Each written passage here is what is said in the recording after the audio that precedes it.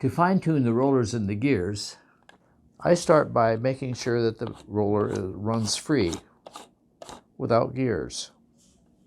If it doesn't, if it sticks, then I take my sanding tool and go over it again. But it's running smoothly. Do the same for the top.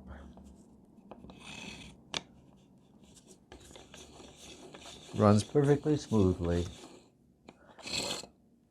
Then it's time to check the gears.